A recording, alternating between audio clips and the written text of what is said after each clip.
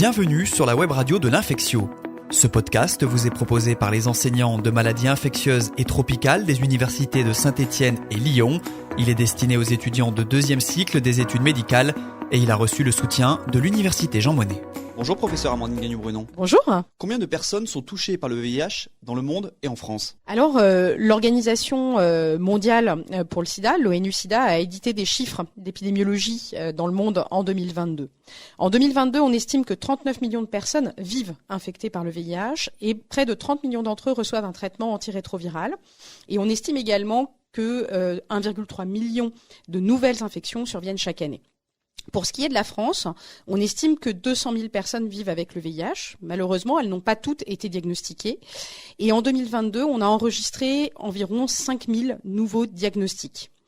On a observé une baisse des nouveaux diagnostics en France depuis 10 ans, avec notamment l'apparition de nouveaux moyens de prévention comme la PrEP. Néanmoins, il faut retenir un chiffre qui paraît particulièrement inquiétant, c'est que 43% des diagnostics d'infection par le VIH se font à un stade tardif. Et bien entendu, les deux populations les plus touchées dans le cadre de cette infection par le VIH sont les hommes ayant des rapports sexuels avec les hommes et également les femmes hétérosexuelles nées à l'étranger, donc les migrantes. Il faut aussi noter que ça reste une épidémie qui touche particulièrement les jeunes parce que parmi les nouveaux diagnostics d'infection à VIH en France, 14% se font chez des moins de 25 ans. Et quels sont les modes de transmission ? Alors le mode de transmission le plus fréquemment répandu, c'est la transmission sexuelle. Ce risque de transmission dépend du type de rapport. On sait que les rapports oraux, c'est-à-dire la fellation, sont à très faible risque par rapport aux rapports anaux et vaginaux, dits réceptifs, qui sont les plus à risque. Les co-infections par d'autres agents d'infection sexuellement transmissibles et les saignements augmentent le risque d'infection. Et on sait aussi que le stade de l'infection chez le partenaire infecté augmente notablement ce risque plus il est avancé. Mais également, le risque est majeur lorsque le partenaire infecté est en phase de primo-infection parce que sa charge virale VIH est particulièrement élevée. Par contre, il y a un concept très important à retenir, c'est que lorsqu'un individu a une charge virale indétectable grâce à son traitement antirétroviral, il ne risque pas de transmettre le VIH à ses partenaires sexuels. C'est ce qu'on appelle le concept de indétectable égale intransmissible. Concernant la transmission mère-enfant, en fait, le risque de transmission est majeur pendant la période périnatale, c'est-à-dire à l'accouchement, puis aussi pendant la période de l'allaitement. On sait aujourd'hui qu'en France, il y a très peu de transmission materno-fétale, pour la bonne et simple raison que le traitement efficace de la maman au moment du diagnostic, s'il est fait au cours de la grossesse, ou même avant, permet de réduire le risque. Et on propose également pour le nouveau-né un traitement préventif pendant 1 mois suivant la naissance. Ce risque est donc devenu très faible. Néanmoins, je serais assez vigilante chez les mamans à haut risque d'infection par le VIH. Il convient, à mon sens, de contrôler une sérologie VIH au cours de la grossesse et pas seulement une fois, parce que malheureusement, elles peuvent s'infecter au cours de la grossesse et donc on peut passer à côté du diagnostic et là, il y a un risque important de transmission materno-fétale. Donc ne pas hésiter dans ces populations à répéter les sérologies au cours de la grossesse et au cours de l'allaitement s'il y a lieu. Enfin, la transmission par le sang, ce sont les accidents d'exposition professionnels notamment, et les transfusions, bien entendu, en France, ce risque n'existe plus puisque les produits sanguins sont qualifiés, mais également le partage du matériel d'injection. C'est aujourd'hui devenu un mode de transmission très minoritaire en France. Et qu'en est-il des moyens de prévention ? Alors pour prévenir le VIH, on parle de stratégies de prévention combinées. Alors le premier protocole de prévention qui a été très efficace avec l'usage aussi des préservatifs, c'est les programmes d'échange de seringues qui ont permis vraiment de réduire les transmissions par voie sanguine. Bien entendu, le préservatif pour éviter les transmissions sexuelles. Il y a également le treatment as prevention en anglais, c'est comme je vous l'ai dit tout à l'heure, lorsque on a une charge virale indétectable, il n'y a donc plus de risque de transmission à ses partenaires sexuels. Donc effectivement, traiter largement signifie avoir beaucoup dépisté pour permettre de réduire le risque d'infection VIH par voie sexuelle. Ensuite, le traitement post-exposition qui doit être débuté dans les 48 heures après une exposition à risque pour être efficace et pendant 1 mois est extrêmement efficace pour réduire le risque de transmission, notamment par voie sexuelle ou après un accident d'exposition professionnelle. Et enfin, le dernier, la prophylaxie pré-exposition qui doit être proposée aux populations les plus à risque, donc notamment les gens ayant des partenaires multiples. Et dans ce cas-là, effectivement, il s'agit de prendre un traitement soit à la demande au moment des expositions, soit en continu, avec une bithérapie antirétrovirale qui va empêcher l'infection par le VIH. Bien entendu, toutes ces stratégies sont complémentaires et peuvent être utilisées de manière combinée. Il est aussi important de retenir qu'en termes de moyens de prévention, il faut proposer très largement le dépistage aux populations les plus à risque. Ces populations sont les hommes ayant des rapports sexuels avec les hommes, les populations de migrants, mais également les populations des dom-tom, notamment des Caraïbes, où la prévalence de l'infection par le VIH est beaucoup plus importante qu'en France métropolitaine, les usagers de drogue, notamment par voie intraveineuse, les populations en situation de précarité, de situation de prostitution, et puis, bien entendu, savoir proposer un dépistage lorsqu'il y a des signes de primo-infection VIH, on y reviendra, des infections opportunistes, d'autres infections sexuellement transmissibles. Le dépistage du VIH doit être systématique, la découverte d'une hépatite C, la découverte d'une tuberculose, la grossesse, les interruptions volontaires de grossesse, la mise en route d'une contraception, le viol, mais également la détention, les dons du sang et les dons d'organes. Bien entendu, il faut aussi savoir dépister en population générale et on peut proposer à tous ces patients, à l'occasion d'une consultation, un dépistage systématique et notamment entre 15 et 75 ans. Et justement, quelles sont les modalités du dépistage du VIH ? Alors maintenant, on peut utiliser notamment des autotests. Alors il faut savoir que la problématique de ces autotests et de tests rapides, les TROD, tests d'orientation diagnostique, malheureusement, c'est que si la prise de risque remonte à moins de 3 mois, ils peuvent être faussement négatifs. Donc bien poser la question aux patients chez qui on va proposer cette stratégie, quand est-ce qu'il a été potentiellement exposé à un risque d'infection par le VIH.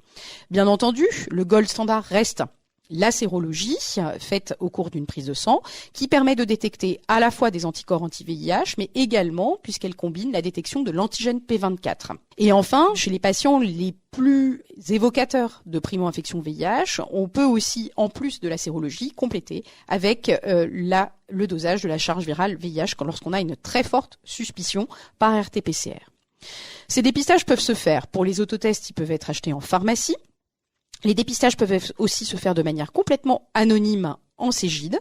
Aujourd'hui, on peut se rendre directement en laboratoire d'analyse médicale sans ordonnance pour se faire dépister pour le VIH et également les centres de planification familiale. C'est une maladie à déclaration obligatoire, mais cette déclaration obligatoire est faite par le laboratoire et elle est anonyme.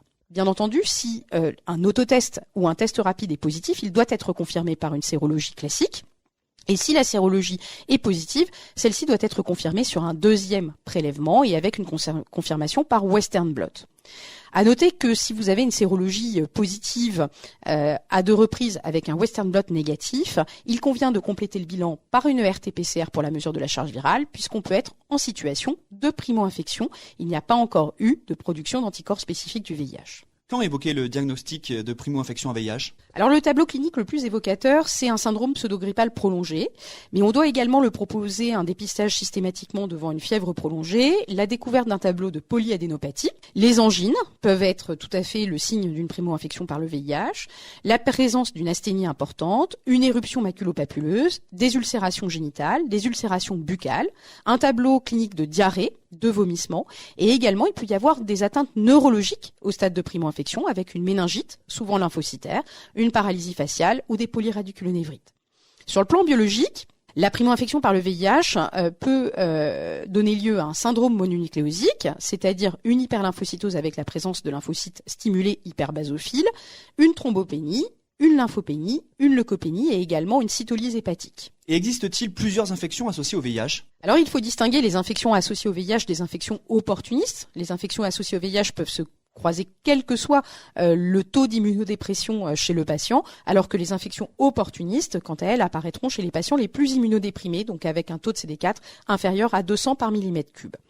Ces infections associées peuvent être également l'occasion de proposer systématiquement un dépistage. Ce sont les pneumopathies bactériennes, notamment les pneumopathies à pneumocoque. Et quand celles-ci sont récidivantes, cela fait passer le patient au stade sida. Donc globalement, devant quasiment toute pneumopathie, il n'est pas inutile de proposer un dépistage du VIH. Les salmonelloses, les co-infections à hépatite B, hépatite C et bien entendu les IST bactériennes. Il faut retenir que dans une population à haut risque, comme les hommes ayant des rapports sexuels avec les hommes, lorsqu'on diagnostique une infection par le VIH, environ 40% d'entre eux présentent une autre infection sexuellement transmissible, notamment une co-infection par la syphilis. Au stade sida, quelles sont les principales infections opportunistes ? Alors la plus classique, la pneumocystose, qui donne une pneumopathie infiltrative sur laquelle on reviendra. La tuberculose est systématiquement classée en sida et je le rappelle, devant tout diagnostic de tuberculose, un dépistage de l'infection par le VIH doit être réalisé. Il y a également les candidoses et notamment les candidoses œsophagiennes qui sont à l'origine de douleurs au niveau de l'œsophage et de brûlures. Les microsporidies et cryptosporidies qui sont à l'origine de diarrhée. On trouvera également sur le plan neurologique la toxoplasmose cérébrale, la cryptococcose neuroméningée, la leucoencéphalite multifocale. Par ailleurs, on peut, lorsqu'on est particulièrement immunodéprimé, à moins de 100 CD4 par millimètre cube, développer des infections à mycobactéries atypiques et également des infections au cytomégalovirus, souvent des réactivations. Et quels sont les cancers observés chez les patients infectés par le VIH ? Alors, il existe des cancers qu'on qualifiera de classants sida, comme le lymphome malin non-hodgkinien, mais également le cancer du col de l'utérus et le sarcome de Kaposi. Par ailleurs, chez les patients infectés par le VIH, les personnes vivant avec le VIH, il existe une augmentation du risque de cancer dit non classant sida, comme le cancer du canal anal, notamment chez les hommes ayant des rapports sexuels avec les hommes et qui est également lié, comme le cancer du col de l'utérus, à la présence du papillomavirus humain. Les carcinomes hépatocellulaires, notamment quand il existe, bien entendu, des co-infections par le VHB et le VHC, et les cancers du poumon. Et quelle modalité de traitement ?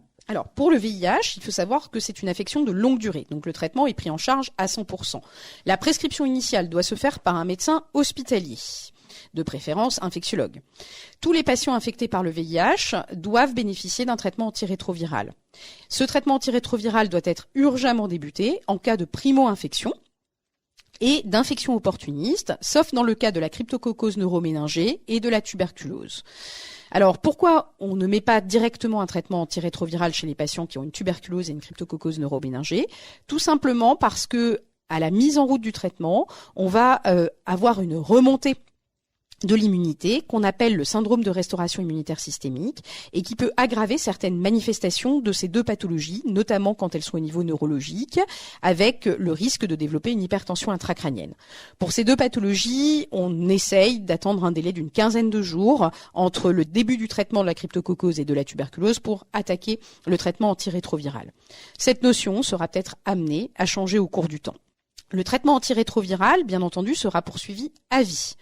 Il doit être débuté après réalisation d'un test génotypique de résistance pour s'assurer que le virus avec lequel le patient est infecté est bien sensible aux antirétroviraux qu'on compte prescrire. Il s'agit globalement à l'initiation d'un traitement dit trithérapie qui associe des inhibiteurs de la transcriptase inverse et des inhibiteurs d'intégrase. L'objectif, c'est d'obtenir le plus rapidement possible une charge virale indétectable et nous allons suivre le traitement à 1 mois, puis tous les 3 à 6 mois. L'important, c'est vraiment aussi de s'assurer de l'observance thérapeutique chez le patient.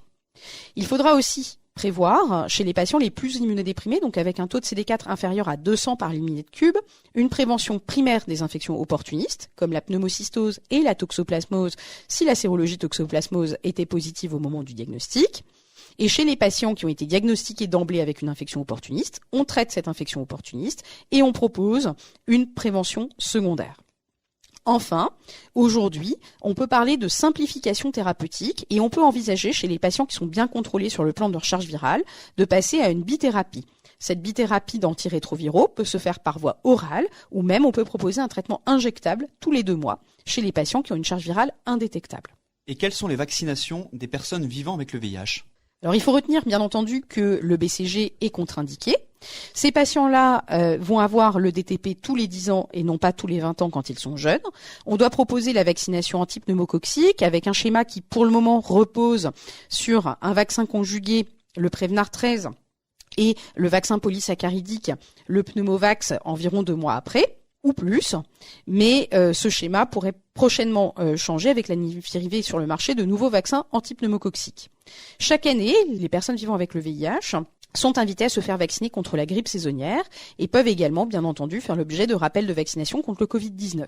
Chez les hommes ayant des rapports sexuels avec les hommes, et notamment s'ils ont moins de 26 ans, il est recommandé de leur proposer systématiquement la vaccination contre le papillomavirus humain. Chez les femmes, cette vaccination est recommandée et remboursée jusqu'à l'âge de 19 ans. À savoir néanmoins que si un patient le souhaite, l'autorisation de mise sur le marché de ce vaccin va jusqu'à 45 ans. Donc il est possible de le proposer nettement plus tard. Malheureusement, dans ce cas, il n'est pas forcément remboursé. L'une des stratégies serait de proposer la vaccination chez les patients à haut risque, en Cégide, où elle sera prise en charge. Il n'y a pas de contre-indication à la vaccination fièvre jaune pour nos personnes vivant avec le VIH qui souhaitent voyager. Seulement, s'ils ont un taux de CD4 inférieur à 200 par millimètre cube, elle ne pourra pas être réalisée. Il faut bien entendu, chez les patients qui sont non immunisés contre l'hépatite B, proposer une vaccination contre le VHB. Et chez les patients, notamment lorsqu'il y a une co-infection par le virus de l'hépatite B ou de l'hépatite C, proposer un vaccin contre l'hépatite A. Et également chez les hommes ayant des rapports sexuels avec les hommes. Il y a également des recommandations pour vacciner dans des contextes épidémiques. Et notamment la vaccination contre le méningocoque pour les hommes ayant des rapports sexuels avec les hommes fréquentant des lieux de convivialité. Et également, récemment, nous avons mis en place la vaccination contre la variole dans le cadre de l'épidémie de Mpox qui était survenue en 2022. Dans quelle situation évoquer une toxoplasmose cérébrale ? Alors, on évoque une toxoplasmose cérébrale chez des patients qui présentent des troubles neurologiques de focalisation. L'imagerie mettra en évidence souvent des abcès multiples avec un œdème périlésionnel. Les patients ont alors souvent une immunodépression assez importante, avec moins de 200 CD4 par millimètre cube, et on identifie une sérologie toxoplasmose positive. La confirmation du diagnostic peut être apportée soit par la réalisation d'une PCR Toxoplasma gondii dans le liquide céphalorachidien s'il n'y a pas de contre-indication à la réalisation de la ponction lobaire, ou sinon, nous réalisons un test thérapeutique, on traite les gens contre la toxoplasmose pendant une quinzaine de jours et on recontrôle l'imagerie. Le traitement repose sur le pyramétamine et le sulfadiazine, à laquelle il faut penser à ajouter de l'acide folinique pour éviter les problèmes de carence. Et enfin, proposer une prévention secondaire jusqu'à restauration de l'immunité. Et quid de la pneumocystose ? La pneumocystose donne un tableau clinique de pneumopathie bilatérale, interstitielle. Le diagnostic se fait souvent après réalisation d'un lavage broncho-alvéolaire avec la mise en évidence soit du pneumocystis avec une coloration spécifique de Gomori-Grocotte, mais bien entendu aujourd'hui, en 2024, on met plutôt en place des techniques de PCR. Le traitement repose sur l'association triméthoprime sulfaméthoxazole pendant 3 semaines. Et enfin, bien entendu, une prévention secondaire jusqu'à restauration de l'immunité. Et concernant le cytomégalovirus ? Alors effectivement, lorsque les patients sont particulièrement immunodéprimés, notamment à moins de 100 CD4, ils peuvent présenter des réactivations à cytomégalovirus qui vont donner chez le patient infecté par le VIH essentiellement un tableau de rétinite, donc de baisse d'acuité visuelle. Le diagnostic se fera au fond d'œil, mais également de diarrhée chronique avec des colites ACMV et parfois de troubles neurologiques. Le diagnostic se fait par mesure de la charge virale CMV par PCR. Merci beaucoup, professeur Amande Gagnon-Brunon. Merci à vous et bonne journée.